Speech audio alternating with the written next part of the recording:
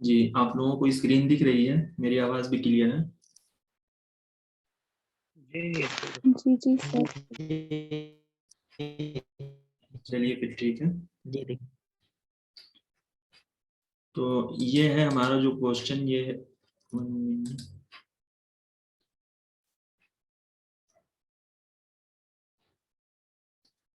Screen दिख रही है आप लोगों को? जी सर दिख रही है। नहीं अभी नहीं दिख रही सर। अभी नहीं दिख अब दिख रही है? अभी दिख रही है। ठीक है। तो ये जो हमारा क्वेश्चन है ये स्टेटमेंट का क्वेश्चन है, और स्वयं जो है ये हमारे सिलेबस के अंदर, टीचिंग के सिलेबस के अंदर दाखिल है, हमें मालूम है। और ये हमारा डिजिटल इनिशिएटिव के अंदर भी आ जाता है, इसको आईसीटी में भी आ जाएगा, ये हायर एजुकेशन के अंदर भी आ जाएगा। ठीक है। तो पहला स्टेटमेंट तो है, Swayam an initiative of government of India aims at providing affordable and quality education to the citizen. ये कह रहे हैं कि स्वयं जो कि एक इनिशिएटिव है जो गवर्नमेंट ऑफ इंडिया की जानिब से लिया गया है, जिसका एम्स, जिसका मतलब ये है कि वो प्रोवाइड करेगा एक मैनेजेबल यानी affordable and quality education to citizen को। स्टेटमेंट टू क्या है, Swayam aims at promoting the education and health of adolescence girl. Swayam का मतलब क्या है कि वो प्रमोट करेगा सिर्फ गर्ल्स के एजुकेशन को और उनकी हेल्थ को। तो आपको क्या लगता है इसका सही आंसर क्या होना चाहिए? सर। फर्स्ट ठीक है लेकिन सेकंड स्टेटमेंट सेकंड गलत है, ये करेक्ट नहीं है। सी सही है। तो इसका जो सही आंसर होगा ऑप्शन नंबर सी। ठीक है। तो ये स्वयं के ताल्लुक से हम लोग जान लेते हैं, क्योंकि स्वयं से भी बहुत सारे क्वेश्चन पूछे जाते हैं।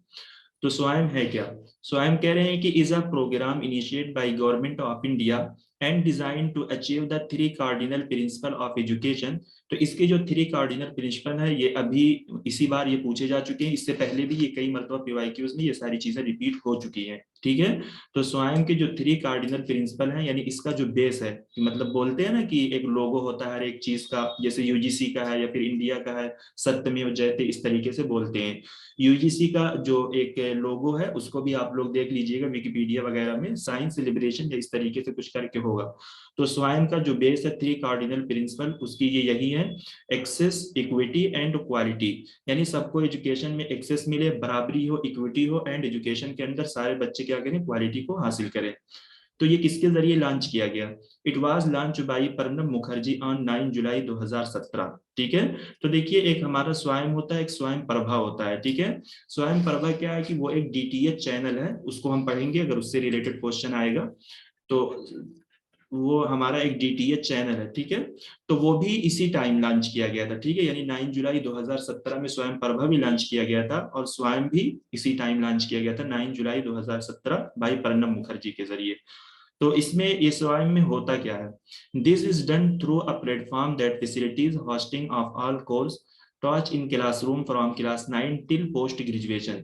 तो मैच द कॉलम में ये सारी चीजें आ चुकी हैं कि स्वयं के ऊपर जो कोर्सेज पढ़ाए जाते हैं, क्या वो सिर्फ बीए तक के पढ़ाए जाते हैं, या मतलब डॉक्टरेट लेवल के कोर्सेज होते हैं, या सिर्फ मतलब एक तरीके से 6 क्लास से भी पढ़ाया जाता है, या किस क्लास से पढ़ाया जाता है। तो यानी यहाँ पर जो कोर्सेज हमें फ्राहम किए गए हैं वो क्लास 9 से लेकर पोस्ट ग्रेजुएशन तक के कोर्स स्वयं पर हायर किए जाते हैं। ठीक है। तो to be access by anyone anywhere at any time. तो यानी इसमें क्या है कि स्वयं एक प्लेटफॉर्म है जिसमें कोई भी बंदा कहीं पर भी रहकर किसी भी टाइम क्या कर सकता है, इन सारे कोर्सेज को पढ़ सकता है। All courses are interactive, prepared by the best teacher in the country and are available free of cost to any learner। तो ये भी क्वेश्चन आ चुका है कि क्या स्वयं पर जो कोर्स होता है वो मतलब उसको आप पेड मतलब फीस देकर करके पढ़ते हैं, या फिर वैसे ही पढ़ सकते हैं, जो भी चाहे जैसे भी चाहे उसको पढ़ सकता है। ठीक है। तो यानी अब हमें इससे ये पता चला कि स्वयं के जो थ्री कार्डिनल प्रिंसिपल है, एक है एक्सेस, इक्विटी एंड क्वालिटी। इसकी लॉन्चिंग डेट कब है? 9 जुलाई 2017। इस पे जो कोर्स हायर किए जाते हैं वो क्लास 9 से लेकर पोस्ट ग्रेजुएशन तक के कोर्स यहाँ पर कराए जाते हैं। और ये जो कोर्स होता है कोई भी शख्स इसको कहीं से भी क्या कर सकता है, पढ़ सकता है, अपनी आईडी रजिस्टर करके स्वयं के पोर्टल पर जाकर। और ये कोर्स क्या होते हैं, फ्री ऑफ कॉस्ट होते हैं एनी लर्नर के लिए। ठीक है। द कोर्स होस्ट ऑन स्वयं और इन फॉर कोऑर्डिनेट। तो ये स्वयं पर जो कोर्स दिए जाते हैं वो मतलब 4 तरीके से दिए जाते हैं। ठीक है। तो उनका जो तरीका है, यानी किस किस तरीके से इस पे कोर्स आते हैं। पहला है ई ट्यूटोरियल। ठीक है। तो देखिए जहां पर भी आपको मतलब कोई चीज ऐसी आती है जहां पर इस तरीके से ई या फिर इस तरीके का जो ये सिंबल बना हुआ है लगा रहता है, तो इससे हमें फौरन समझ लेना चाहिए कि ये टेक्नोलॉजी से रिलेट करते हैं ये सारी चीजें। जहां पर भी ई इस तरीके से लगता है, ठीक है, कहीं कहीं छोटा ई रहता है यानी स्मॉल में रहता है उसमें ये लगा रहता है, कहीं कहीं कैपिटल में रहता है तो उसमें ये रहता है। तो इससे मुराद जो भी होता है तो हमें समझ लेना चाहिए इस चीज का कहीं ना कहीं वो टेक्नोलॉजी से रिलेशन है, ठीक है। तो पहला जो है ई ट्यूटोरियल के अंदर, जिसके अंदर वीडियोस मतलब वीडियो जो हमारे लेक्चर आते हैं वीडियो के जरिए आएंगे। यहाँ पर ई कंटेंट इसमें मिलेगा, वो जो कंटेंट रहता है वो क्या है, specially prepare reading material that can be download या प्रिंटेड। तो वहां पर अगर आप रजिस्टर करते हैं, आप कोई कोर्स करते हैं, मान लीजिए आप बीए करते हैं या फिर टेक्नोलॉजी का कोई कोर्स करते हैं, तो वहां पर आपको वीडियोस लेक्चर भी मिलेंगे, आपको कंटेंट भी मिलेगा जो आप डाउनलोड करके उसको प्रिंट कर सकते हैं, ठीक है। देखिए ये क्वेश्चन एक बार आया था मैच द कॉलम में, यही मतलब चारों पूछा गया था। तो उसमें सेल्फ असेसमेंट, जो सेल्फ असेसमेंट होता है यहाँ पर दिया है कि हम अपना सेल्फ असेसमेंट स्वयं के पोर्टल पर कैसे करते हैं। तो वो है कि वहां पर टेस्ट होता है, ठीक है, वहां पर क्विजेस वगैरह होते हैं जो आप करेंगे तो आपको पता चलेगा कि हमने कितना पढ़ा है और कितना नहीं पढ़ा है। इसकी सबसे अच्छी मिसाल वही है जैसे अनअकैडमी वगैरह पे या फिर हम लोग जो टेस्ट सीरीज अपनी सेकंड पेपर की करते हैं, तो उसमें हमें यही पता चलता है कि हमने जो पढ़ा है उसका एनालिसिस हम इसी के अंदर कर रहे हैं। तो जो एक क्वेश्चन आया हुआ था उस क्वेश्चन में उन्होंने ये हमें मतलब कंफ्यूज कर दिया था कि सेल्फ असेसमेंट जो स्वयं पर होता है क्या वो टीचर के जरिए किया जाता है, नहीं। तो वो जो किया जाता है हमारा खुद का सेल्फ असेसमेंट होता है, वो हम टेस्ट के जरिए करते हैं या क्विज के जरिए हम सेल्फ असेसमेंट अपना करते हैं, ठीक है। इसी तरीके से वहां पर एक डिस्कशन फॉर्म भी बनाया गया है। वो डिस्कशन फॉर्म यानी ऑनलाइन होता है, वहां पर आपको कोई डाउट है तो आप वहां पर डाल देंगे, उसका फौरन आपको जवाब मिल जाएगा, ठीक है। तो इसको तरतीब से हमें याद रखना है। वो बिल्कुल भी तरतीब भी पूछते हैं कि स्वयं के 4 कोऑर्डिनेट हैं कौन कौन से, ठीक है। तो पहला है ई ट्यूटोरियल, दूसरा है ई कंटेंट, तीसरा है सेल्फ असेसमेंट, चौथा है डिस्कशन फॉर्म। तो आप इसको इस तरीके से याद कर सकते हैं, टू चॉइस कर सेल्फ डिसीजन, ठीक है। टू चॉइस ले सेल्फ डिसीजन की, इस तरीके से आप कर सकते हैं। चॉइस से मुराद आप कंटेंट ले सकते हैं, ठीक है। यहाँ पर आपका ये ट्यूटोरियल हो जाएगा, टू चॉइस ले सेल्फ डिसीजन की, ठीक है। डिसीजन से यानी डिस्कशन फॉर्म आपका हो जाएगा, ठीक है। आपको इस तरीके से याद करना है क्योंकि इसका फर्स्ट सेकंड थर्ड फोर ये सारा पूछा जाता है, तो ये पूछा जा सकता है, ठीक है। टू चॉइस कर सेल्फ डिसीजन, इस तरीके से आप करके इसको याद कर सकते हैं। यहाँ पर देखिए स्वयं के ऊपर कौन कौन सी वो बॉडीज है जो अपने कोर्सेज को रन करती हैं, ठीक है। In order to ensure that best quality content is produce and deliver 9 national coordination, ठीक है। कितने हैं, 9 नेशनल कोऑर्डिनेटर हैं इंडिया के जो कि क्या करते हैं, स्वयं के ऊपर कोर्सेज को रन करते हैं। ये सारी चीजें जिन लोगों ने एक बार एग्जाम दे लिया है तो उनको मालूम होगा कि AICTE क्या है, NPTEL क्या है, UGC क्या है, ये सारी चीजें क्या है, इसको हम पढ़ेंगे हायर एजुकेशन के अंदर, ठीक है। लेकिन यहाँ पर हमें ये जानना जरूरी है कि स्वयं के ऊपर कौन कौन सी इंडिया की वो बॉडीज हैं जो अपने कोर्सेज को रन करती हैं। तो इसमें है एक है AICTE, ठीक है, यानी all India council for technical education. ये हमारा जो होता है बिल्कुल इंटरनेशनल लेवल के कोर्सेज यहाँ पर हायर करता है। तो इसमें क्या है कि इंडिया के लोग भी इसमें रजिस्टर करते हैं, इंडिया के बाहर के लोग भी क्या करते हैं इसमें यानी AICTE के कोर्स जो स्वयं के ऊपर होते हैं वो पढ़ सकते हैं। दूसरा है हमारा NPTEL, ठीक है, national programme on technology enhance learning. यहाँ पर NPTEL क्या करता है, ये इंजीनियरिंग कोर्सेज को हायर करते हैं। UGC हमारा है यूनिवर्सिटी ग्रेंट कमीशन, ये नॉन टेक्निकल यानी पोस्ट ग्रेजुएशन। तो हमें मालूम है कि UGC के अंदर हमारा टेक्निकल बॉडीज नहीं आती, यानी इंजीनियरिंग की जो बॉडी होती है वो हमारी UGC के अंदर नहीं आती, वो किसके अंदर आती है, AICTE यानी all India council for technical education के अंदर वो सारी चीजें आती हैं, ठीक है। तो इसी तरीके से CEC, ये भी हमसे क्वेश्चन पूछा जा चुका है, कंसोर्टियम फॉर एजुकेशनल कम्युनिकेशन।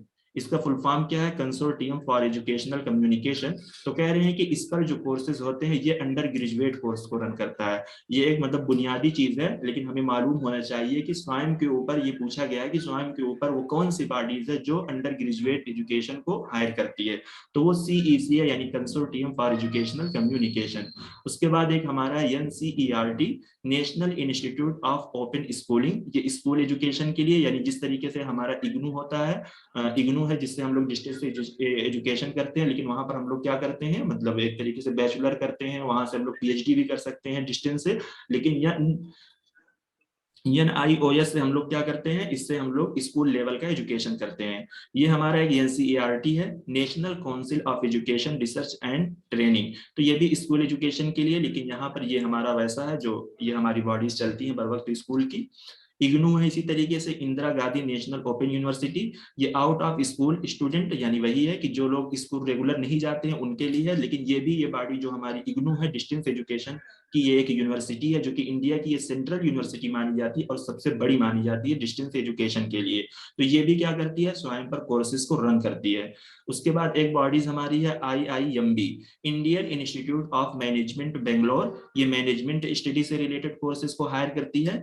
उसके बाद हमारा NITTR यानी national institute of technical teachers training and research. तो इसको आप इस तरीके से आधा आधा करके यहाँ से ये याद कर सकते हैं। NIT, इसमें डबल T दिया हुआ है, तो इसमें अगर हमें कभी इसकी फुल फॉर्म भी देंगे ना तो हमें कंफ्यूज कर सकते हैं, 3 T है इसके अंदर, ठीक है। National institute of technical teachers training and research, ठीक है। तो ये टीचर्स ट्रेनिंग प्रोग्राम से रिलेटेड कोर्सेज को हायर करती हैं। तो देखिए, इससे ऐसा भी क्वेश्चन आ सकता है कि स्वयं के ऊपर मतलब कितने कोऑर्डिनेटर है जो कोर्सेज को रन करते हैं, ठीक है। तो ऑप्शन में आपको 4, 5, 6 इस तरीके से भी दे सकते हैं, या आपको 9 कोऑर्डिनेशन देकर इसमें से कोई मतलब बॉडीज का नाम दे देंगे और इसके अलावा कोई एक दूसरी बॉडी वहां पर डाल देंगे, जिससे हमें वो कंफ्यूज कर सकते हैं। लेकिन हमें कम से कम इनका फुल फॉर्म और ये मतलब 9 जो कोऑर्डिनेटर है स्वयं के ऊपर कौन कौन से हैं ये हमें मालूम होने चाहिए, ठीक है। इनसे क्वेश्चन बनते हैं। तो यहाँ पर स्वयं के ताल्लुक से ये है, ये कह रहे हैं कि कोर्स डिलीवर्ड थ्रू स्वयं और available free of cost to learner. तो ये हमने जान लिया कि यहाँ पर जो कोर्स होता है वो फ्री ऑफ कॉस्ट होता है, ठीक है। कह रहे हैं however learner wanting a Swayam certificate should register for the final practical exam that come to a fees and attend in a person to designated centre on the specific date. तो यहाँ पर क्या है, eligibility for the certificate will be announced on the course page and learner will get certificate only if this the criteria is met. University college approving credit transfer for the these course can use make certificate obtained in this course for the same। तो ये यही बता रहे हैं कि इसके अंदर की स्वयं पर हम कोर्स तो करते हैं, चाहे हम मास्टर का कोर्स करें, चाहे हम डिप्लोमा करें, चाहे कोई भी कोर्स करते हैं, वो हमारे लिए फ्री ऑफ कॉस्ट होता है, लेकिन हमें सर्टिफिकेट नहीं दी जाती। अगर हम अगर हम स्वयं के जरिए सर्टिफिकेट लेना चाहते हैं तो उसके लिए क्या है कि हमें पहले रजिस्टर करना पड़ेगा और हमें एग्जाम देना पड़ेगा, ठीक है। और जो एग्जाम देने के बाद हमें स्वयं के जरिए सर्टिफिकेट मिलती है, ठीक है। और जो उसके जरिए हमें सर्टिफिकेट मिलती है, तो हमें क्या मिलती है, इसके अंदर हमें क्रेडिट मिलती है, यहाँ पर दिया है, ठीक है। इसका सबसे बड़ा वो कि जो सर्टिफिकेट मिलती है क्रेडिट ट्रांसफर मिलता है, ठीक है। तो और ये हमें कब मिलती है, तो कह रहे हैं कि क्रेडिट ट्रांसफर का जो एक फंडा होता है अभी वो ये है कि UGC has already issue the मतलब UGC credit framework for online learning course through Swayam regulation 2016 advising that university to identify course where credit can be transform on the academic record of the student for course done on Swayam. तो ये कह रहे हैं कि स्वयं के जरिए जो हमें सर्टिफिकेट मिलेगी, उस सर्टिफिकेट पे हमारे लिए क्या होता है, एक तो हमारा जो एक तरीके से सब्जेक्ट होगा, जो हमारा नाम होगा, ये सारी चीजें होती है। उसके साथ साथ जैसे हम वो क्रेडिट ट्रांसफर वहां पर लिखा होता है, ठीक है। यानी वहां पर हमें जो ग्रेड दिया जाता है वो नंबरों में नहीं दिया जाता, वो क्रेडिट में दिया जाता है। वो स्वयं का एक अलग सा तरीका है। तो और वो कब देता है, तो कह रहे हैं कि यूजीसी मतलब अगर स्वयं से आप कोई भी कोर्स करते हैं तो क्रेडिट ट्रांसफर का मतलब ये होता है कि मान लीजिए आप मास्टर का कोर्स कर रहे हैं, ठीक है। तो आपने 1 साल कर लिया है, लेकिन आपका मन कह रहा है कि मैं अब ये अपनी ये जो दूसरा साल है मैं स्वयं से कंप्लीट ना करूं, मैं किसी यूनिवर्सिटी से कंप्लीट करना चाहता हूं, ठीक है। तो यहाँ पर ये कह रहे हैं कि criteria is match university college approving, ठीक है। तो आप क्या करेंगे, जो आपको 1 साल में क्रेडिट मिली है उस क्रेडिट को ले जाकर आप उस यूनिवर्सिटी में जाइए जो इस यूनिवर्सिटी का स्वयं में सेंटर है, जैसे इग्नू के अंदर है, मानू के अंदर है, जेएनयू के अंदर है, जामिया के अंदर, एमयू के अंदर है, बेचू के अंदर है। ये सेंट्रल यूनिवर्सिटी जो बड़ी बड़ी है, ये मुझे मालूम है इनके अंदर सेंटर होता है। तो आप अगर वहां जाएंगे तो अगर उनकी क्राइटेरिया आप मैच कर रहे हैं, यानी इतनी क्रेडिट लेकर आ रहे हैं, जैसे जेएनयू की कुछ और क्राइटेरिया होगी कि आप इतनी क्रेडिट लाएंगे तो हम आपको एडमिशन दे देंगे, मानू की कुछ और होगी, एमयू की कुछ और होगी, इस तरीके से। तो अगर आप उनकी क्राइटेरिया को मैच करते हैं तो आप अपनी क्रेडिट को स्वयं से ले जाकर उस यूनिवर्सिटी में ट्रांसफर करके अपना एडमिशन लेकर वहां से अपनी डिग्री मुकम्मल कर सकते हैं। उनके लिए एक अलग सा कोटा होता है, ठीक है, एक अलग सा वो होता है जो स्वयं के जरिए आते हैं, ठीक है। तो इसमें सबसे बड़ा जो है ना, हमें सर्टिफिकेट दी जाती है, क्रेडिट ट्रांसफर दिया जाता है। अगर हम वहां से पूरी डिग्री ले लें कोई दिक्कत नहीं है, लेकिन अगर हम ना भी लेना चाहें कि हम वहां से अपना कोर्स मुकम्मल ना करें लगे तो उस क्रेडिट को हम ट्रांसफर करके दूसरी यूनिवर्सिटीज में एडमिशन ले सकते हैं, उसी यूनिवर्सिटीज उसी कॉलेज में एडमिशन ले सकते हैं जो स्वयं से क्या होगी, एफिलिएटेड होगी। ठीक है, तो यहाँ पर देखिए स्वयं जो है हमारा वक्त बवक्त तो ये हमेशा चेंज होता रहता है, कुछ ना कुछ चेंजिंग इसके अंदर होती रहती है। ठीक है, तो ये क्वेश्चन आ चुका है 2021 के अंदर, और क्योंकि 2021 के अंदर ही स्वयं प्लेटफॉर्म को फिर से डेवलप किया गया था। ठीक है, तो ये पूछा गया था कि करेंटली स्वयं जो हमारा डेवलप हुआ वो किसके किसके जरिए डेवलप हुआ है। तो देखिए एक मिनिस्ट्री ऑफ एजुकेशन है, NPTEL है, IIT मद्रास है, उसके बाद यहाँ पर एक है कंपनी गूगल INC, ये एक कंपनी का नाम है, परसिस्टेंट सिस्टम LTD, ये तीनों चारों जो नाम है इसको हमें याद रखना जरूरी है। पूछ सकते हैं कि स्वयं को जो डेवलप किया गया था किसके जरिए। जब स्वयं बना था तब वो माइक्रोसॉफ्ट एक कंपनी थी, उसके जरिए मिनिस्ट्री ऑफ एजुकेशन के जरिए NPTEL के जरिए उसको डेवलप किया गया था, जब स्वयं 2017 में बना था। ठीक है, लेकिन 2021 में इसके अंदर चेंजिंग आई है। ठीक है, तो वो किसके जरिए आई है, ministry of education, NPTEL, IIT Madras, Google INC and persistent system LTD के जरिए स्वयं को डेवलप किया गया है। ठीक है, समझ में आ गया स्वयं के ताल्लुक से? जी जी सर ठीक है, ये PDF फिर बाद में शेयर कीजिएगा। जी ये है क्वेश्चन नंबर 26। तो स्टेटमेंट 1 ये कह रहे हैं इक्वालिटी ऑफ एजुकेशनल अपॉर्चुनिटीज। ठीक है, educational opportunities is a pre condition for achieving equity in education. ये कह रहे हैं कि एजुकेशनल अपॉर्चुनिटीज यानी तालीमी मौके की जो मुसावात है, इक्वालिटी यानी जो बराबरी है, इज अ प्री कंडीशन यानी एक पहली कंडीशन है एजुकेशन में इक्विटी यानी बराबरी हासिल करने के लिए। तो वो ये कह रहे हैं, इसमें इनका कहने का मतलब ये है, जैसे हम कहते हैं कि जामिया मिल्लिया के अंदर बहुत मतलब तालीम के बहुत ज्यादा मौके हैं, अगर हम वहां से पढ़ते हैं तो हमारे लिए बहुत सारी अपॉर्चुनिटीज होती हैं, हम सब कुछ कर सकते हैं। ठीक है, तो ये कह रहे हैं कि एजुकेशनल अपॉर्चुनिटीज की इक्वालिटी, लेकिन ये बराबरी की बात कर रहे हैं। एग्जाम्पल के तौर पर जैसे कि आप जामिया में पढ़ रहे हैं, तो जामिया अगर कोई कोर्स लॉन्च कर रहा है तो वो कोर्स ऐसा ना हो कि सिर्फ मुस्लिम पढ़ सकते हैं, मुस्लिम के अलावा कोई दूसरा रिलीजियस का बंदा वो नहीं पढ़ सकता है, या फिर सिर्फ फीमेल पढ़ सकती हैं, मेंस नहीं पढ़ सकते, ये सारी चीजें। ठीक है, तो उसका मतलब ये है कि अगर वो कोई कोर्स लॉन्च कर रहा है तो उसके अंदर ऐसा डिस्क्रिमिनेशन ना हो, वो कोर्स सबके लिए इक्वल है। तो इज अ प्री कंडीशन, यही पहली कंडीशन है कि आप एजुकेशन में इक्विटी यानी बराबरी मुसावात तभी हासिल कर सकते हैं। यानी उस कोर्स में आप कोई कंडीशन ना लगाइए, वो कोर्स जो है सबके लिए इक्वल है, तभी आप क्या कर सकते हैं कि एजुकेशन में इक्विटी यानी बराबरी हासिल कर सकते हैं। ठीक है, ये पहला स्टेटमेंट है। सेकंड स्टेटमेंट वही है लेकिन इन्होंने थोड़ा घुमाया है। ये कह रहे हैं कि equity in education can be achieved without quality of educational opportunities. तो आप बताइए आपको क्या लगता है, ये दोनों स्टेटमेंट सही है, ये पहला सही दूसरा गलत? Option C. जी जी बिल्कुल सही, क्योंकि देखिए वो दूसरा यहाँ पर विदाउट लिख दिया है तो ये बिल्कुल गलत है, और ये ऑप्शन नंबर सी ही इसका जो है ये सही आंसर होगा। ठीक है,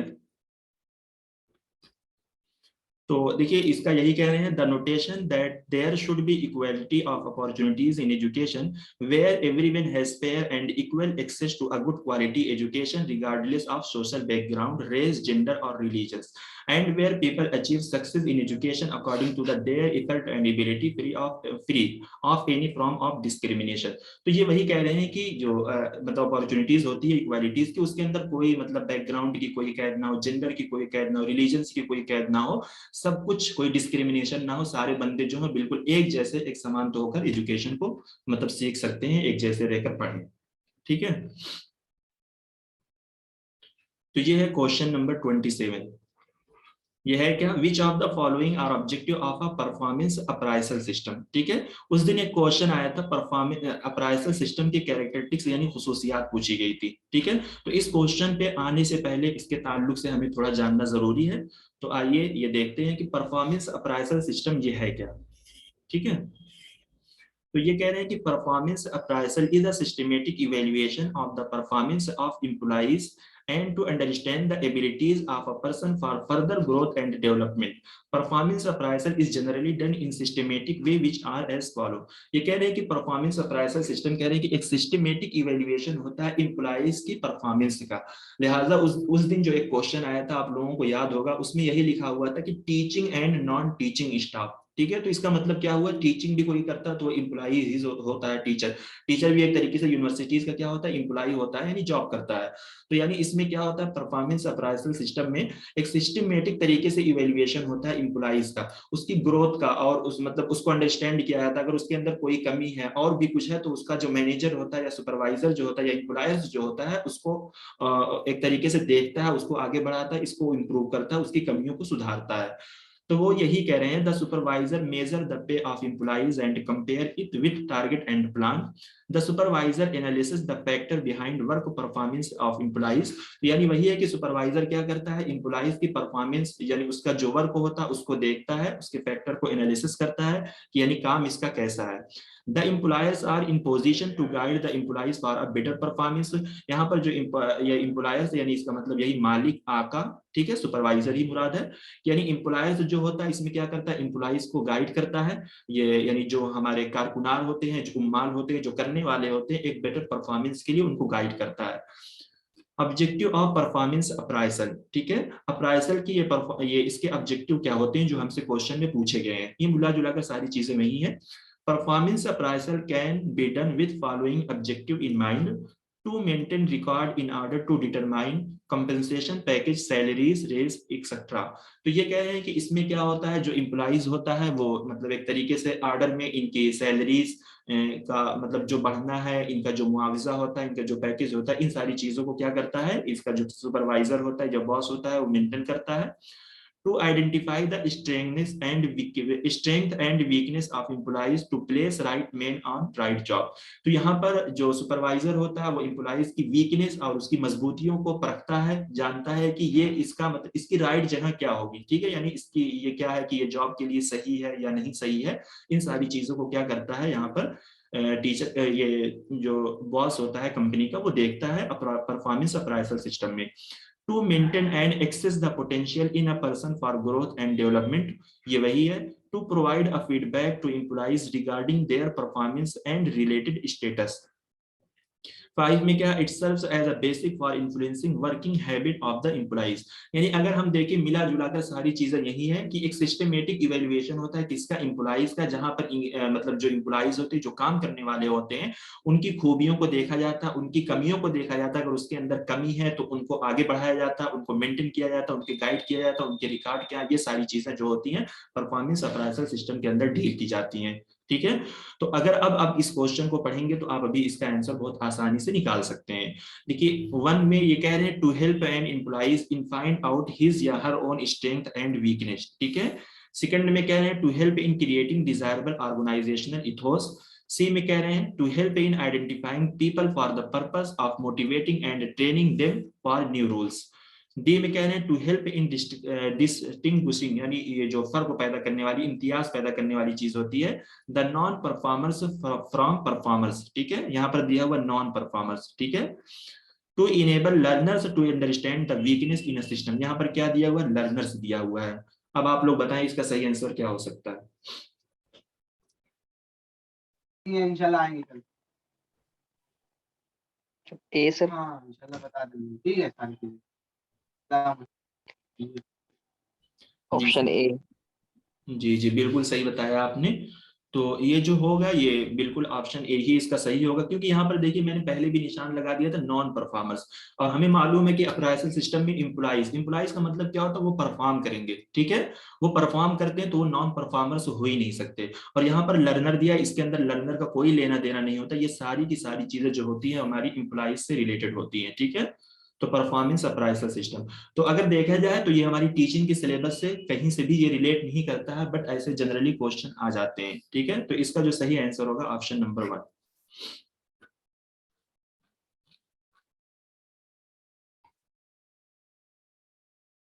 ठीक है। ये क्वेश्चन है स्टेटमेंट 1 और 2। ये दिया मैक्सिमम परफॉर्मेंस टेस्ट, दो टेस्ट को हमने पढ़ा है, वो कौन कौन सा, एक हमने पढ़ा, एक हमने पढ़ा क्राइटेरियन डिफरेंस टेस्टिंग पढ़ा, एक हमने पढ़ा था नॉर्म रेफरेंस टेस्टिंग पढ़ा था, ठीक है। उसी की कबील से ये भी दो टेस्ट आते हैं। एक maximum performance test are design ये to access the upper limit of the examine's knowledge and abilities, statement 2 क्या है? Typical response test are design to measure the behaviour and characteristics of examine. ये कह रहे हैं कि जो मैक्सिमम परफॉर्मेंस टेस्ट होता है वो क्या करता है, मतलब मैक्सिमम का मतलब ऊपर का लेवल, ठीक है। तो यहाँ पर क्या दिया हुआ, अपर लिमिट यानी सबसे हाई लिमिट जो होती है।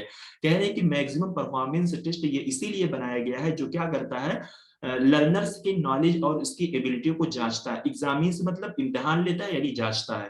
तो मैक्सिमम परफॉर्मेंस टेस्ट को जो डिजाइन किया गया है वो इसीलिए किया गया है कि वो एक्सेस करे लर्नर की नॉलेज एंड एबिलिटी को, ठीक है। और फिर ये टिपिकल रिस्पॉन्स टेस्ट है, ठीक है। तो ये कह रहे हैं कि जो हमारा टिपिकल रिस्पॉन्स टेस्ट है ये इसलिए बनाया गया है कि वो मेजर करे लर्नर्स के बिहेवियर को और उसके कैरेक्टरिस्टिक्स को। तो आपको क्या लगता है, क्या ये दोनों सही है? जी सर, ऑप्शन ए। जी बिल्कुल सही, क्योंकि देखिए इसमें कुछ है नहीं, ये दोनों टेस्ट की डिफिनेशन दी हुई है। तो आप लोग अपनी नोट में इसको जरूर मतलब जहां पर हो इसको ऐड कर लें, ठीक है। कि मैक्सिमम परफॉर्मेंस टेस्ट ये वो होता है जहां पर हम लर्नर की नॉलेज, लर्नर की काबिलियत, ठीक है, लर्नर की एबिलिटीज को चेक करते हैं। टिपिकल रिस्पॉन्स जैसे हम लोग बोलते हैं ना कि ये बंदा बहुत टिपिकल है, बहुत ऐसी बात करता है, तो इसका मतलब ये है कि उसके अंदर लर्नर का जो बिहेवियर होता है, लर्नर का जो एटीट्यूड होता है, ये सारी चीजें हम मेजर करते हैं। तो ये दोनों टेस्ट की डिफिनेशन दी हुई है, कुछ नहीं है। तो इसको आप लोग ऐसे ही नोट कर लें, ठीक है। क्वेश्चन नंबर है 29। Which of the following are useful in positive component of classroom communication. तो कह रहे हैं कि आपको फॉलोइंग में से बताइए क्लासरूम कम्युनिकेशन का यूज क्या है, पॉजिटिव वे में बताइए, ठीक है, जो कि यूजफुल हो क्लासरूम कम्युनिकेशन के लिए। ऑप्शन नंबर ए है रिस्ट्रिक्टिव एक्शन। रिस्ट्रिक्टिव मतलब जो होता है ये मुकय्यद, ठीक है, क्या एक पाबंदी आयद होनी चाहिए। इम्पति होती है यानी एहसासात, जज्बात जो होते हैं। पंचुअलिटी यानी जो वक्त की पाबंदी बोलते हैं। फॉलो अप ये पैरवी करना, तकलीद करना, यानी किसी को फॉलो करने के माना में आएगा। स्कैटर्ड रिफ्लेक्शन, ठीक है, स्कैटर्ड का माना होता है डरे हुए के माने में भी आता है। दूसरी बात यहाँ पर परागंदा, मुंतशिर, बिखरा, तितर बितर जिसको बोलते हैं उसके माना में ये आएगा। तो क्लासरूम का जो कम्युनिकेशन है पॉजिटिव वे में ये कैसा होना चाहिए जी?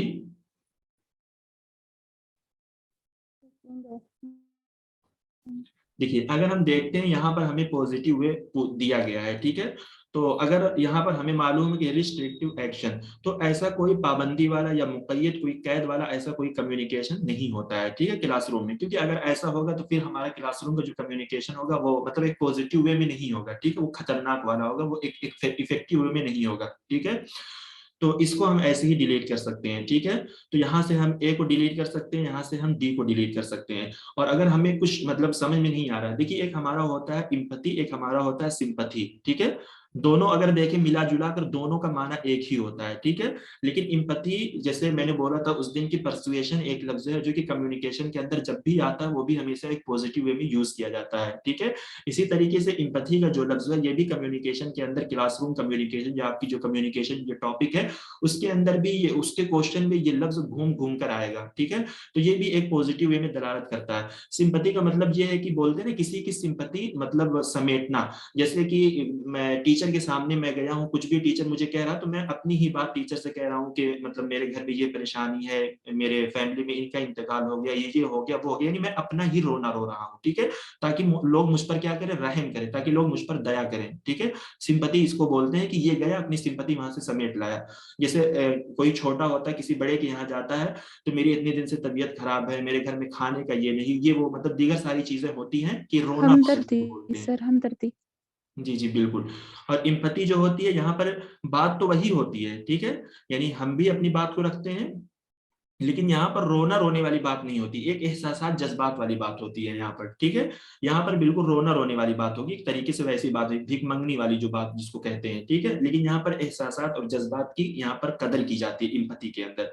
पंचुअलिटी जो है वक्त की पाबंदी, फॉलो अप जो है ये पैरवी। तो इसको देखते हुए यानी इन ऑप्शन को देखते हुए पॉजिटिव वे के जो लफ्ज लग रहे हैं हमें यही तीनों लग रहे हैं, ठीक है।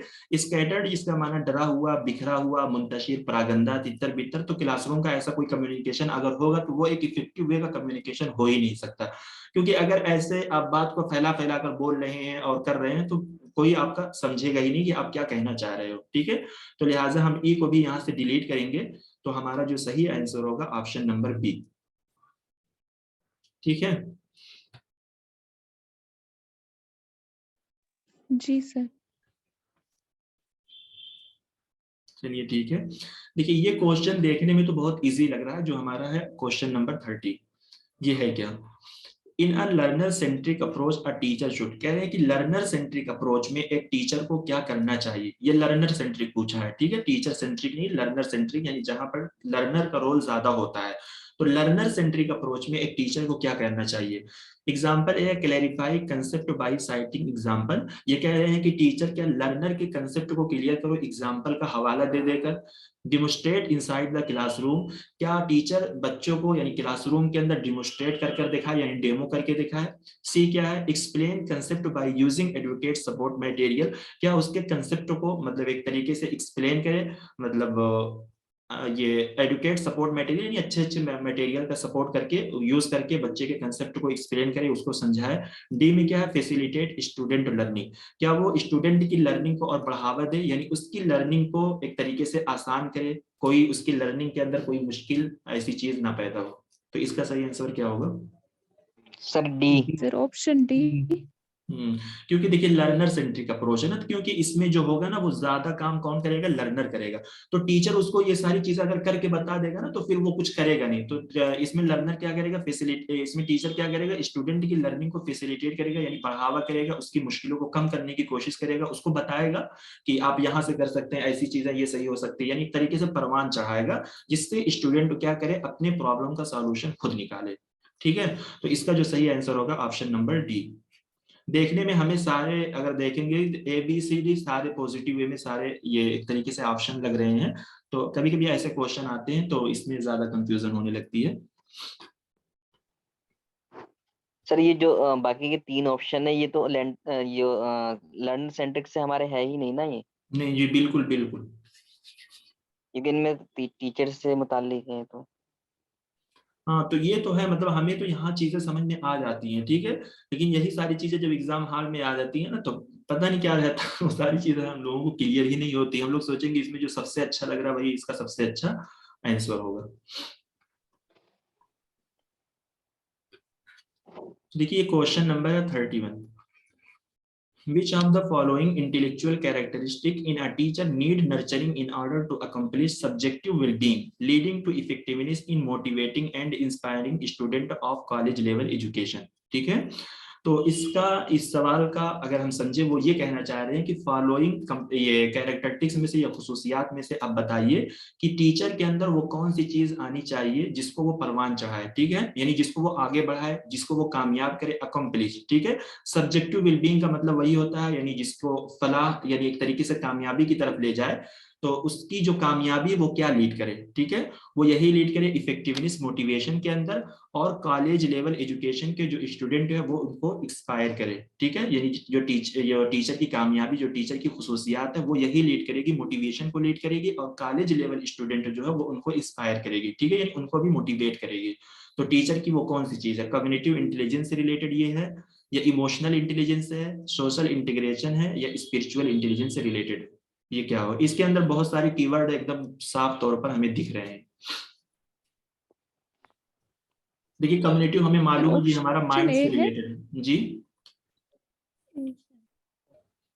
कॉग्निटिव जो है वो हमारा माइंड से रिलेटेड है, ठीक है। इमोशनल जो हमें मालूम है, सोशल जो है ये हमारा सोशल से रिलेटेड है, स्पिरिचुअल जिसको हम लोग मतलब स्पिरिचुअल विजडम बोलते हैं, रूहानी चीजें जो होती है, जैसे हम लोग दुआ मांगते हैं, ये सारी चीजें जो हमारी मतलब गॉड से रिलेशन मजहबी चीजें, जी जी मजहबी मजहबी चीज जिसका हमारा गॉड से रिलेशन होता है वो होती है।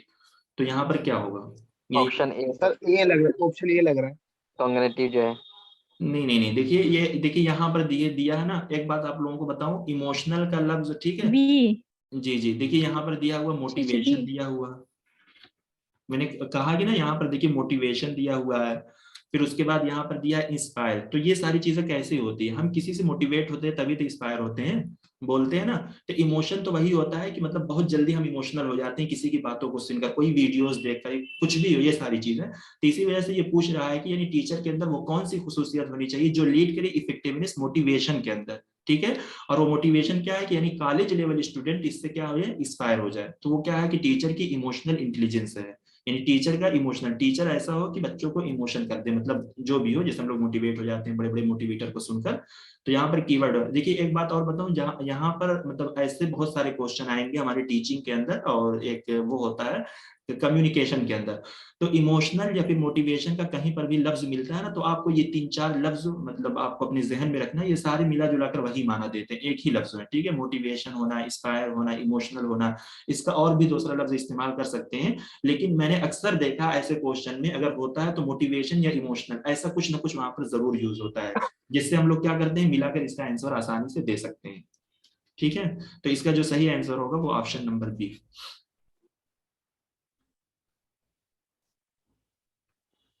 क्वेश्चन नंबर 32, ये क्या है, ये दिया है एग्रेसिव एंड इन्फ्लामेटरी स्टेटमेंट, ठीक है। एग्रेसिव हमें मालूम है, यानी एक तरीके से एग्रेसिव जो बोलते हैं ना, हमला आवर, डरावना, डरावना जिसको बोलते हैं। इन्फ्लामेटरी यानी गुस्सा आवर जो होते हैं।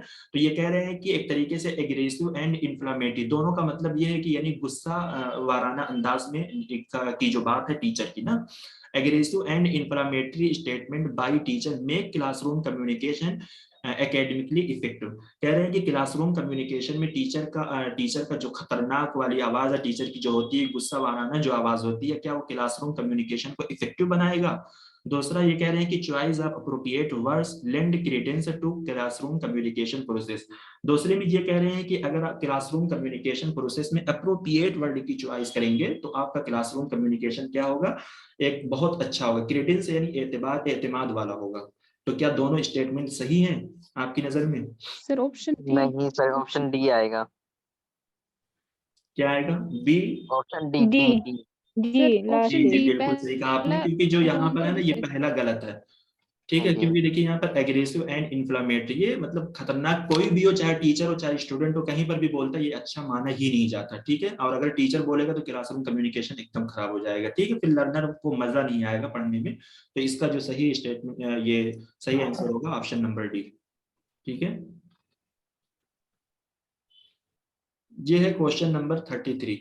ये कह रहे हैं university teacher administer a self made test for summative evaluation, ठीक है।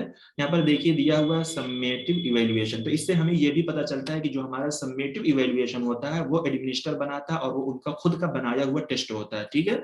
हमें मालूम है कि हमारा जो सेमेस्टर एग्जाम होता है उसका पर्चा कौन बनाता है, हमारे ही डिपार्टमेंट के टीचर बनाते हैं। For his her या student, the distribution of score of student is found to be positively skewed। कह रहे हैं कि स्टूडेंट का जो स्कोर है, यानी स्टूडेंट का जो नंबर, उसका जो डिस्ट्रीब्यूशन है वो पाया गया पॉजिटिवली, मतलब स्केव्ड। स्केव्ड मतलब होता है, मतलब एक तरीके से सख्त बोल सकते हैं, इसका माना तिरछे के माना में होता है, ठीक है। लेकिन यहाँ पर जो मुराद है ये सख्त है। तो ये क्या होगा, test too much easy for student, the test is difficult for student, the test is मतलब interesting to the student, the test is favouring those student who are low ranks. ये क्या होगा? वही कह रहे हैं कि एक यूनिवर्सिटी का टेस्ट बनाया गया है जहां स्टूडेंट ने एग्जाम दिया, उसको पार्टिसिपेट किया, लेकिन स्टूडेंट का जो स्कोर पाया गया, स्टूडेंट के स्कोर का जो डिस्ट्रीब्यूशन पाया गया वो बिल्कुल सख्त था। सख्त का मतलब बहुत अच्छा नहीं था। तो इसका मतलब क्या है कि टेस्ट बहुत ज्यादा इजी था, या टेस्ट बहुत ज्यादा डिफिकल्ट था, या इंटरेस्टिंग वाला था, या क्या कह सकते हैं इसको? सर ऑप्शन ए है क्या? Option B sir. Option B भी। जी जी बिल्कुल। देखिए हमने कहा कि ना पॉजिटिवली स्केव्ड, यानी पॉजिटिवली वो टेस्ट हमारा क्या था, एक तरीके से सख्त था। अगर देखिए जब टेस्ट हमारा सख्त होगा तो उसमें लर्नर की पार्टिसिपेशन या लर्नर का जो स्कोर है कहाँ से बहुत अच्छा आएगा। तो इसका मतलब यही है कि टेस्ट बिल्कुल डिफिकल्ट था, तभी स्टूडेंट ने अच्छी परफॉर्मेंस नहीं की। तो इसका जो एक तरीके से ये है ना, ये हमारे सिलेबस से तो रिलेट नहीं करता है, ये स्टैटिक का पोर्शन है जो इकोनॉमिक्स वाले या ये कॉमर्स वगैरह वाले इसको पढ़ते हैं। लेकिन इसमें जहां तक मुझे जो मालूमात है वो मैं आपको बताने की कोशिश करता हूँ, इसको निकालते कैसे हैं, ठीक है। तो देखिए यहाँ पर ये हमारा समेटिव इवैल्यूएशन है, ये डन होता है प्रोग्राम के एंड पर। हमें मालूम है कि सेमेस्टर का एग्जाम होता है, ये असाइन किया जाता है ग्रेड एंड फाइनल जजमेंट के लिए। देखिए स्केवनेस क्या होता है, स्केवनेस का माना होता है तिरछा होना, ठीक है। तिरछा होना यहाँ पर हम मुराद लेंगे मफहूमी तर्जुमा सख्त के माना में, यानी हमारा जो टेस्ट था बहुत ज्यादा सख्त था, तभी स्टूडेंट ने बहुत अच्छा स्कोर नहीं कर पाए। Skewness is a measure of symmetry, symmetry का मतलब होता है सेम, ठीक है। यहाँ पर नहीं समझ में आएगा, बताता हूँ। For the normal distribution skewness is 0 if the curve, ठीक है, कर्व बोलते हैं ना, if the curve shift left और right is will be consider positively और नेगेटिवली स्केव्ड रिस्पेक्टिवली, ठीक है। देखिए यहाँ पर जो हमारा एक तरीके से ये है, ये डायग्राम है, ठीक है, इसको हमने कहा सिमेट्रिकल डिस्ट्रीब्यूशन, ठीक है। सिमेट्रिकल का मतलब होता है ये सेम डिस्ट्रीब्यूशन है, ठीक है, ये है पॉजिटिवली स्केव्ड, ये है हमारा नेगेटिवली स्केव्ड। ये जो हमारा क्वेश्चन आया है ये इसी से मिलाकर आया है, ठीक है। एग्जाम्पल के तौर पर हमने यहाँ से जो रैंक दी है, ठीक है, 1 2 3 4 5 6 7 8 9 10, ठीक है। हमने ये कहा कि हमने जो स्कोर का डिस्ट्रीब्यूशन रखा है, ठीक है, वो हमने स्कोर का जो डिस्ट्रीब्यूशन यहाँ पर रखा है 1 से लेकर 10 तक रखा है, ठीक है। तो एक इसके अंदर होता है मोड, मीडियन, मीन। तो देखिए ये तो बहुत लंबी बहस है, लेकिन हमें नहीं जानना, बस हमें ये जानना ये किस तरीके से होता है। और इसका जो जैसे ये पूछ लेते हैं ना कि ये जो हमारा पॉजिटिवली स्केव्ड क्या होता है, निगेटिवली स्केव्ड क्या होता है, तो इसकी जो शेप होती है ना, कभी कभी क्या होता है कि डायग्राम से शेप से भी क्वेश्चन आते हैं, पहले आए हुए हैं लेकिन इधर 2-3-4 साल से नहीं आ रहे हैं, तो कोई भरोसा नहीं है, क्वेश्चन पीवाईक्यूज वाले देखकर रिपीट कर देते हैं। तो हमें शेप कम से कम याद रखनी है कि ये शेप पॉजिटिवली की कैसी है या निगेटिव की कैसी है, ठीक है। जैसे मैंने कहा कि जो हमने स्कोर का डिस्ट्रीब्यूशन बनाया है वो 1 से लेकर 10 तक बनाया है, ठीक है। तो इसमें जो ये सिमेट्रिकल डिस्ट्रीब्यूशन का मतलब इसको हम लोग नॉर्मल डिस्ट्रीब्यूशन भी बोलते हैं। नॉर्मल डिस्ट्रीब्यूशन का मतलब ये होता है यानी सब में क्या है, सेम है, यानी ये ना पॉजिटिव है ये ना निगेटिव, यानी बीच का मामला है, सारे इसके अंदर जो मूड है, मीडियन है, मीन है, सारे सेंटर पे हैं, सारी चीजें क्या है, बराबर है, ठीक है।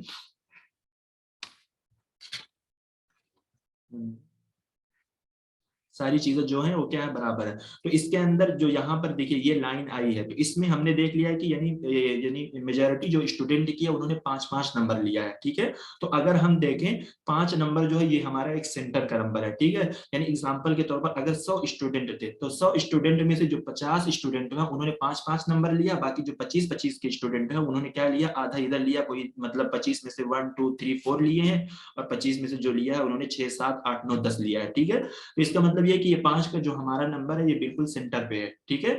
यानी जिसके अंदर मोड है, मीडियन है, मीन है, सारी चीजें बराबर है, और ये सिमेट्रिकल डिस्ट्रीब्यूशन यानी एक नॉर्मल डिस्ट्रीब्यूशन है, यानी इसकी जो कर्व है, ठीक है, यानी ये कर्व जिसको हम लोग बेल शेप भी बोलते हैं, ठीक है, इसको कर्व को बेल शेप भी बोलते हैं क्योंकि ये घंटी की तरह बिल्कुल बनी हुई है।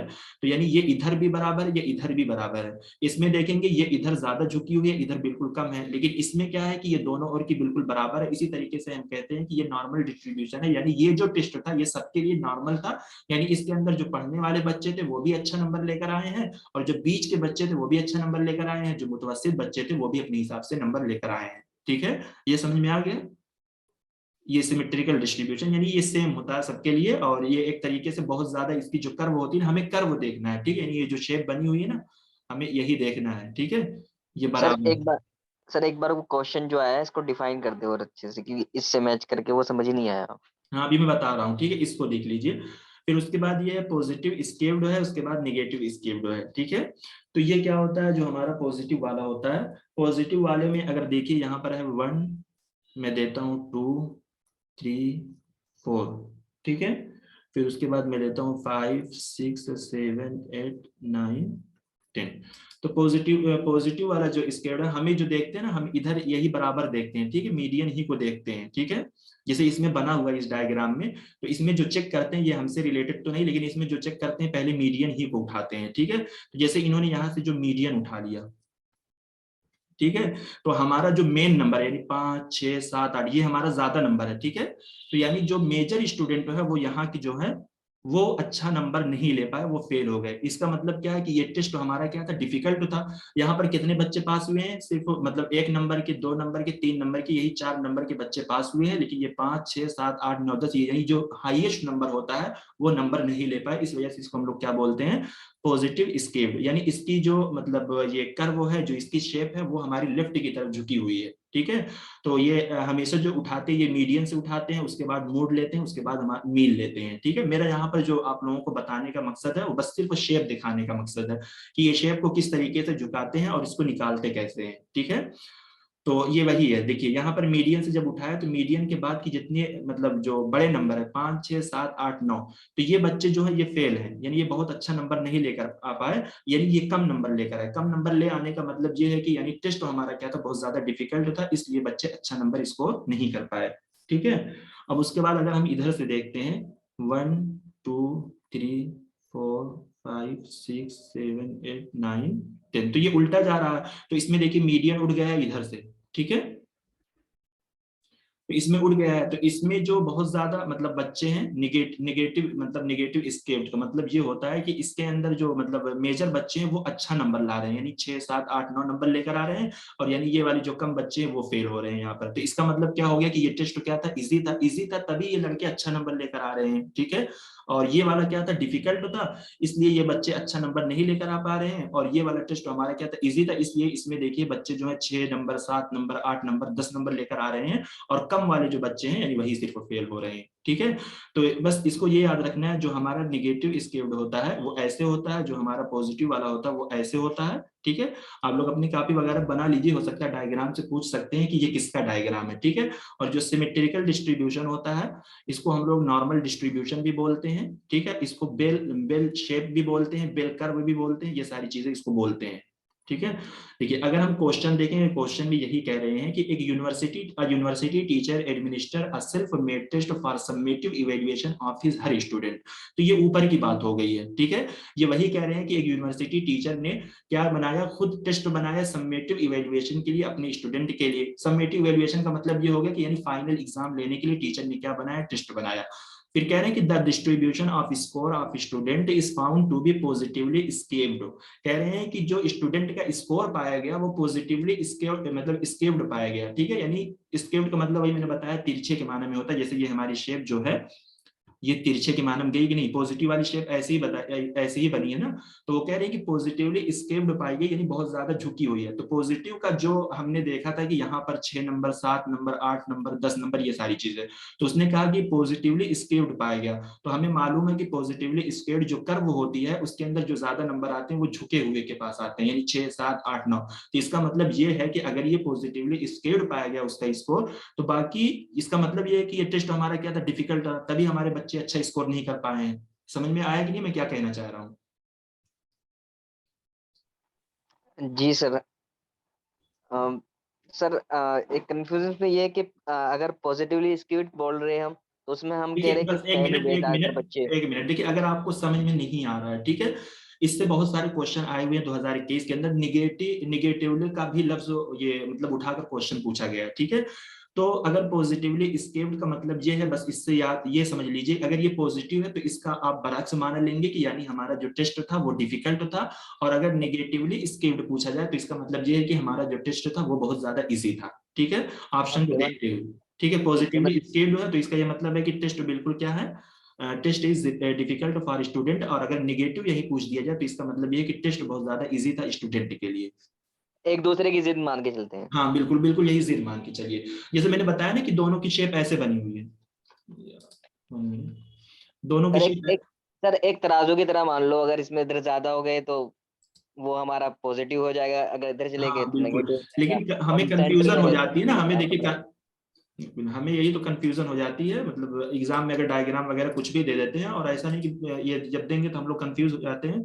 तो इनमें देखिए यही है, ये क्या है, ये यही है, ये हमारा निगेटिव की बनेगी, और ये हमारी हमारी जो है ये हमारी पॉजिटिव की पॉजिटिव की बनेगी। बनेगी। तो पॉजिटिव में देखिए जो ज्यादा नंबर आ रहे हैं वो इधर आ रहे हैं, तो यानी जो जो हिस्सा हमारा झुकेगा, ठीक है, वही वही खतरे की घंटी है, यानी वही हमारा अच्छा नहीं होगा ना। यानी जो हिस्सा हमारा जी। झुक रहा है, जाहिर सी बात है, बुलंदी की जो चीज होती है वो हमेशा अच्छी होती है, तो ये बुलंदी वाला जो हिस्सा है वो हमेशा अच्छा माना जाएगा, लेकिन ये वाला जो हिस्सा है वो अच्छा नहीं माना जाएगा। तो निगेटिव की जो शेप होती है इसमें जो बड़ा वाला हिस्सा है इसके अंदर बड़े नंबर आते हैं, 6, 7, 8, 9, बाकी इधर से 1, 2, 3। ठीक है, तो इसका मतलब ये होता है कि ये टेस्ट इजी था, तभी यहाँ पर जो बच्चे हैं जो लर्नर है वो अच्छा अच्छा नंबर लेकर आ रहे हैं, कोई 6 नंबर ले रहा है, कोई 7 नंबर ले रहा है, कोई 8 नंबर ले रहा है। ठीक है, और यहाँ पर जो है, यहाँ पर इस वाले हिस्से पे 1, 2, 3, 4 आता है, तो यानी इसका मतलब ये है कि ये वाला जो टेस्ट है ये बहुत ज्यादा टफ था, तभी यहाँ पर बच्चे अच्छा नंबर ले ही नहीं पा रहे हैं, सारे फेल हो जा रहे हैं। ठीक, अब समझ में आया, देखिए ये शेप में कितने अच्छे से यहाँ पर समझाया गया है। ये जो उठा हुआ है 6, 7, 8, 9, 10 यानी मान लीजिए 100 स्टूडेंट हुआ, ठीक है, उनके नंबर का जो डिस्ट्रीब्यूशन है वो 1, 2, 3, 4 यानी हम इस तरीके से नंबर अपना असाइन किए हुए हैं कि अगर तुम बहुत अच्छा लिखोगे तो हम 10 नंबर देंगे। इस तरीके से नंबर दिया जाता है कि नहीं दिया जाता है, ठीक है, जो असाइनमेंट वगैरह होते हैं कि 5 नंबर देना है कि 4 नंबर देना है, इस तरीके से नंबर जो हमारा बनाया जाता है। तो इसमें क्या है कि 100 में से देखिए यानी मैक्सिमम बच्चे जो है वो कोई 6 नंबर ले रहा है, कोई 7 नंबर ले रहा है, कोई 8 ले रहा है, कोई 9 ले रहा है। तो इसका मतलब हम क्या समझेंगे कि अगर मैक्सिमम बच्चे ज्यादा नंबर स्कोर कर रहे हैं तो इसका मतलब ये है कि ये टेस्ट हमारा क्या हो जाएगा, इजी हो जाएगा, ठीक है। एक दूसरे की आपको जिद मान के चलनी है, ठीक है। नेगेटिव स्क्यूड का मतलब ये है कि यानी ये टेस्ट हमारा क्या है, इजी है, तभी बच्चे अच्छा ले रहे हैं। पॉजिटिव को आपको ये मान के चलना है ये हमारा क्या है, डिफिकल्ट है, ठीक है, डिफिकल्ट है, या लिहाजा ये वाला जो बुलंदी वाला हिस्सा है इसमें देखेंगे कि बच्चे अच्छा नंबर ले ही नहीं पा रहे, यानी 100 में से कोई 4 मतलब कुछ बच्चे 4 ले रहे हैं, कुछ बच्चे 3 ले रहे हैं, कुछ 2 ले रहे हैं, कुछ 1 ले रहे हैं, बाकी सारे बच्चे क्या है, 0 हो रहे हैं यहाँ पर, ठीक है। जी मतलब ठीक है सर, सर बेहतर। जो साइड सिक्योर होता है वहाँ की कारकर्दगी अच्छी नहीं रही होती है। जी जी बिल्कुल मतलब बिल्कुल, अगर यानी जो पॉजिटिव झुकता है वो वाला जी अच्छा नहीं माना जाएगा, जो ऊपर रहेगा वही वाला अच्छा माना जाएगा। अब इसमें क्या है, जो हमारा नॉर्मल डिस्ट्रीब्यूशन है, ठीक है, तो इसमें क्या है कि मतलब 5 मैक्सिमम जो मतलब सेंटर का हिस्सा है, देखिए यहाँ पर ये वाला हिस्सा यानी ये जो उठा हुआ हिस्सा है ना, ये सेंटर का हिस्सा है, ठीक है। तो यानी इसमें से अगर मैक्सिमम बच्चे 5 ले रहे हैं तो इसका मतलब ये कि ये सेंटर का हिस्सा है, यानी बहुत ज्यादा बच्चे ना फेल हो रहे हैं ना बहुत ज्यादा बच्चे क्या हो रहे हैं, एकदम हाईएस्ट नंबर ले रहे हैं। तो यानी कुछ बच्चे ले रहे हैं जो 7, 8 तक जा रहे हैं, कुछ बच्चे ले रहे हैं जो ये वाला नंबर ले रहे हैं, तो ये बीच का हिस्सा है, इसी वजह से इसको नॉर्मल डिस्ट्रीब्यूशन बोल देते हैं। और ये वाला क्या होता है कि एक और का उठा रहता है, एक पूरा झुक जाता है, एक और का इधर से उठा रहता है, एक पूरा झुक जाता है, ठीक है। ये है फंडा यहाँ पर। ठीक है सर, आगे।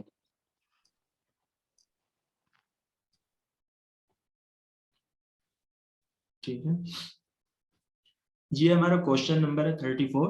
देखिए यहाँ पर ये है identify the future of understanding level of teaching. तो आप लोग खुद पढ़ के इसका आंसर निकालें, क्योंकि हर एक कीवर्ड यहाँ पर लिखा हुआ है जो मैंने आप लोगों को शुरू में बताया था। देखिए क्वेश्चन देखने में कितना बड़ा लग रहा है, लेकिन ये सेकंडों का क्वेश्चन है, ठीक है, इसमें टाइम नहीं लगना चाहिए, क्योंकि अगर आप लोग पढ़ रहे हैं, रिवीजन कर रहे हैं, तो इस क्वेश्चन का आंसर बहुत आसानी से कर सकते हैं। क्या पूछा गया, अंडरस्टैंडिंग लेवल के फ्यूचर्स पूछे गए हैं। तो देखिए ये फर्स्ट है, इसमें दिया the teacher takes the initiative in organising subject matter in structuring, ठीक है। देखिए मैंने ये सारी चीजें लिखवाई थी, ये किसमें आता है, it is the basically devote the helping student in seeing the relationship, ठीक है, एक ये कीवर्ड है। It direct at problem raising, देखिए यहाँ पर प्रॉब्लम रेजिंग, प्रॉब्लम सॉल्विंग, ये किसके कीवर्ड है। It and the conceptualisation of ideas and fact, अभी कल ही बताया था आइडियाज एंड फैक्ट किसमें आएगा, आइडियाज एंड इंफॉर्मेशन किसमें आएगा। ए में दिया the purpose is promote autonomy in the learning process through the self regulation, दिया एक कीवर्ड ये सेल्फ रेगुलेशन। तो अब बताइए ये sir option B, sir option option B है B, sir, B D. Option B. जी ठीक है, बी और डी ही सही होगा। अच्छा अब बताइए ए वाला ये किसका है, जो ऑप्शन ए है ये किससे रिलेटेड है, ऑप्शन सी जो है ये किससे रिलेटेड है, ऑप्शन ई जो है ये किससे रिलेटेड है, कोई बताए। सर ऑप्शन ए जो है ये मेमोरी लेवल से रिलेटेड है। जी बिल्कुल ऑप्शन सही। सब्जेक्ट में। सी जो है ये रिफ्लेक्टिव लेवल से है। जी जी बिल्कुल। और जी और जो सी और ई है ई जो ये है, ऑटोनॉमी, नहीं नहीं नहीं, ऑटोनॉमस लेवल। ठीक है, तो ए वाला जो हमारा है ये मेमोरी लेवल से रिलेट करता है, ठीक है। यहाँ पर देखिए सीइंग द रिलेशनशिप और उसके बाद ideas and effect, problem solving, ये सारी चीजें दी हुई है। तो लेवल्स ऑफ टीचिंग में जो है ना, इनके जो कीवर्ड है आप लोग उसको बहुत अच्छे से लिख लीजिए। अगर आप समझते हैं कि मेमोरी लेवल होता क्या, अंडरस्टैंडिंग लेवल होता क्या है, तो यही सारे मतलब कीवर्ड हैं जो घुमा घुमा कर वो क्वेश्चन में उठाते रहते हैं, यही सारे लफ्ज डालते रहते हैं, तो आपको मालूम है, आप आसानी से आइडेंटिफाई करके इसका आंसर दे सकते हैं, ठीक है। अब देखिए ये भी उस दिन लेवल्स ऑफ टीचिंग में आपको बताया गया था कि वो कौन सा बंदा है जिसने मतलब जो हमारे लेवल्स ऑफ टीचिंग के तीनों लेवल है उसको मतलब ये एक तरीके से कैरेक्टराइज किया है, यानी उसको एक तरीके से कंटिन्यूम मिल गया है। The view the teaching learning situation may be characterized to fall on a continuum ranging from memory level to reflective level was advanced, यानी किसके जरिए ये कंसीडर किया गया है, किसने इसको मतलब सर ऑप्शन सी, एक्सेप्ट किया, सी मॉरिस सर, एल्बिगी, मॉरिस के और जरिए। मॉरिस ये एल्बिगी। मॉरिस एल्बिगी के जरिए लिया गया है। ये वही है, according to the Morris L Bigge teaching learning situation में be classified on a continuum which range from thoughtless to thoughtful, यानी इस बंदे की एक किताब है, ठीक है, उसने इसका तस्करा अपनी किताब के अंदर किया है, ठीक है। बहरहाल यूजीसी ने इससे क्वेश्चन पूछा है तो इसका नाम हमें याद होना चाहिए।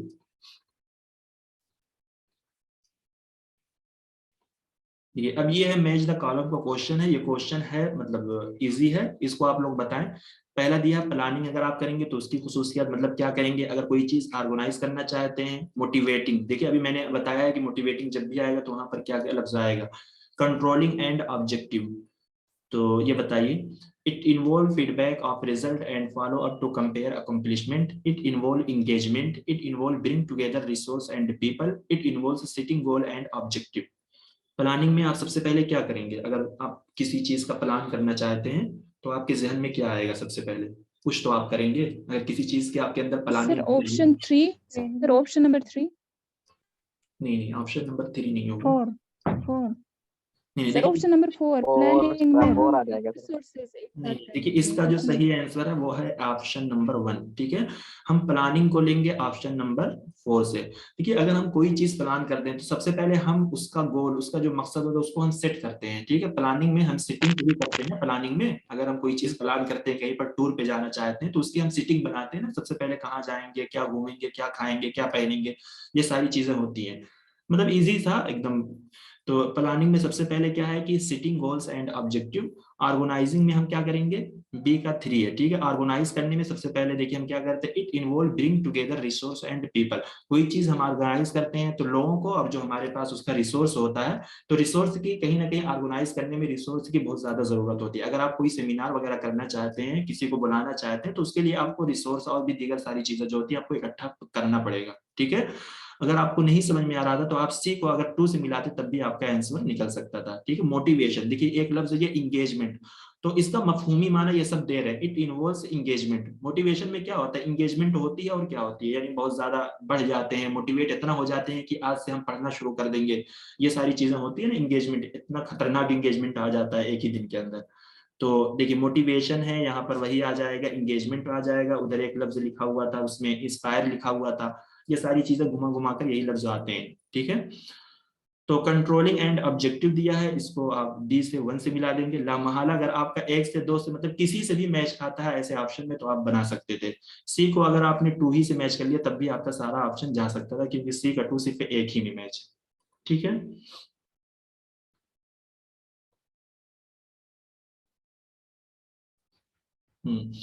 ये है क्वेश्चन नंबर 37। ये कह रहे हैं कि use of support material during teaching can replace teaching act if use carefully. ये कह रहे हैं कि सपोर्ट मटेरियल का यूज करके, ठीक है, सपोर्ट मटेरियल में आपका क्या आ जाएगा, मतलब पढ़ाने की बहुत सारी चीजें आ जाएंगी ड्यूरिंग द टीचिंग। ये कह रहे हैं कि सपोर्ट मटेरियल का यूज करके, यानी ऐसे मटेरियल का यूज करो ड्यूरिंग द टीचिंग के मतलब टीचिंग के दौरान, कैन रिप्लेस टीचिंग, जो कि टीचिंग को क्या कर सकता है, यानी टीचर को रिप्लेस कर सकता है इफ यूज केयरफुली, अगर केयरफुली वो सारी चीजें यूज की जाए। जैसे कि इसकी एग्जांपल ये रह सकते हैं ना, जैसे बहुत सारे डेवलप ममालिक में क्या रोबोट वगैरह पढ़ाते हैं, तो क्या है कि अगर उन सारी चीजों का यूज करके हम टीचिंग करते हैं तो क्या जो हमारे एक टीचर होते हैं उनको रिप्लेस कर दिया जाएगा, यानी मतलब टीचर की कोई जरूरत नहीं रहेगी, वो अपने मतलब पढ़ सकते हैं, वो उससे हमारी टीचिंग बहुत अच्छी मानी जाएगी।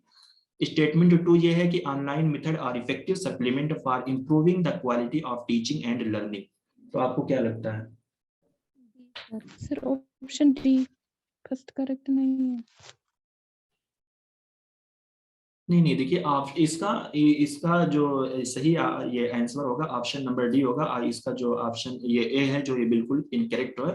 देखिए कभी भी दुनिया के अंदर कोई भी चीज पैदा हो जाए, ठीक है, टेक्नोलॉजी का इस्तेमाल करके कभी भी टीचर को रिप्लेस कर ही नहीं सकते। एक बात आप लोग जहन में रख लीजिए। ठीक है, ऐसे क्वेश्चन आपको घुमा घुमा कर आईसीटी के अंदर मिलेगा। ठीक है, इंफॉर्मेशन एंड कम्युनिकेशन टेक्नोलॉजी जो हमारी यूनिट है, वहां पर 2-3 साल से ऐसे क्वेश्चन बहुत आ रहे हैं। वो जान रहे हैं कि आजकल का जो दौर है वो टेक्नोलॉजी का दौर है, और मतलब अगर देखेंगे आप इस पर भी आप पढ़ रहे हैं तब भी आपको टीचर ही पढ़ा रहा है। ठीक है, अगर कहीं पर रोबोट वगैरह क्लासरूम में पढ़ाते हैं कुछ भी हो, लेकिन टीचर जो कर देगा आपको, वो कभी भी वो सारी चीजें नहीं कर सकती। तो टीचर को हम कभी भी रिप्लेस नहीं कर सकते। अगर हम टीचर को रिप्लेस कर देंगे तो फिर हमारी टीचिंग का कोई मकसद ही नहीं रहेगा। ठीक है, तो टीचिंग ही खत्म हो जाएगी। तो इस वजह से ये हमारा गलत है। ये कह रहे हैं कि टीचिंग के दौरान आप ऐसी चीज का इस्तेमाल कर लो जो कि टीचर को रिप्लेस कर देगा, अगर वो चीजें केयरफुली यूज की जाए। तो ऐसा नहीं है भाई, आप कुछ भी यूज करो, कुछ भी कर लो, लेकिन टीचर को आप रिप्लेस नहीं कर सकते, ठीक है। तो इसको भी आप लोग ध्यान में रख लीजिए, क्योंकि आईसीटी के अंदर ऐसे ऑप्शन बहुत आएंगे, बार बार आपको देखने को मिलेगा पीवाईक्यूज के अंदर, ठीक है। बाकी यहाँ पर जो ये ऑनलाइन मेथड के बारे में बता रहे हैं कि ऑनलाइन मेथड है जो कहते हैं कि एक इफेक्टिव सप्लीमेंट है, यानी ये इजाफा करता है for improving the quality of teaching and learning की क्वालिटी को इम्प्रूव करने के लिए, ठीक है। तो इसका जो सही आंसर होगा ऑप्शन नंबर 2 इसका सही है, और ऑप्शन नंबर 1 जो है इसका गलत आंसर है, तो यानी करेक्ट इसका जो आंसर होगा ऑप्शन नंबर डी। यहाँ पर देखिए ये वाला क्वेश्चन वही फिर से रिपीट हो गया है, मैक्सिमम परफॉर्मेंस टेस्ट वाला, तो इसको हम लोग नहीं करेंगे। देखिए यहाँ पर अब ये आ गया है रिफ्लेक्टिव लेवल ऑफ टीचिंग, तो आप बताइए when reflective level teaching and learning are successful, तो आप बताइए रिफ्लेक्टिव लेवल ऑफ टीचिंग, जल्दी से आप लोग एलिमिनेट करके बताइए इसका सही आंसर क्या हो जाएगा। देखिए यहाँ पर कीवर्ड दिया हुआ है रिटेन द इंफॉर्मेशन, ठीक है, मैं लगा देता हूँ। फिर यहाँ पर एक दिया हुआ है इनसाइड ऑफ जनरलाइज कैरेक्टर, ये भी बताया गया था। यहाँ पर दिया हुआ है एक फिल्म रिलेशन स्ट्रक्चर, यहाँ पर भी दिया हुआ है, ठीक है। यहाँ पर दिया हुआ है सॉल्व प्रॉब्लम एक है, फिर यहाँ पर दिया हुआ है सीइंग द रिलेशनशिप, और आपसे पूछा क्या गया है रिफ्लेक्टिव लेवल ऑफ टीचिंग पूछी गई है। Sir option number B, B D. जी बी ही होगा सर। बी एंड डी, हाँ ठीक है बिल्कुल, क्योंकि देखिए आपको मालूम है कि यहाँ पर जो है इसका जो सबसे बड़ा इसका कीवर्ड है या इसकी सबसे बड़ी जो चीज होती है यहाँ पर क्या होगा, प्रॉब्लम का सॉल्यूशन होता है, यानी बच्चे खुद से इस मतलब प्रॉब्लम का सॉल्यूशन करते हैं, ये अपना निकालते हैं जो भी होता है। बी में भी वही दिया है, और यहाँ पर अगर ए देखेंगे तो ये मेमोरी लेवल के ताल्लुक से है, ठीक है, और सी अगर आप देखेंगे ये भी मेमोरी लेवल के ताल्लुक से है, यही दिया ना। अब फिर में relation structured in item of information, तो जो होता है कि स्ट्रक्चर वे में इनको सब कुछ दिया जाता है, उनका रिलेशन इंफॉर्मेशन से जो होता है बस सिर्फ रट्टा मारते हैं, रिटेन करते हैं, कुछ भी नहीं करते यहाँ पर। और यहाँ पर जो है हमारा ये seeing the relationship and tool use of a fact, तो ये हमारा हो जाएगा अंडरस्टैंडिंग लेवल से, ठीक है। इसका जो सही आंसर होगा ऑप्शन नंबर बी। हाँ, अब ये है क्वेश्चन नंबर 40, ये क्या है, in order to be effective teaching and testing must go together. कह रहे हैं कि ये बताइए कि मतलब टीचिंग एंड टेस्टिंग अगर एक साथ होगी तो वो इफेक्टिव होगी। फिर यहाँ पर कह रहे हैं कि true feedback doesn't form an essential component of formative assessment. Formative assessment आपने पढ़ा है, फॉर्मेटिव असेसमेंट के कीवर्ड आपको बताए गए हैं क्या क्या है।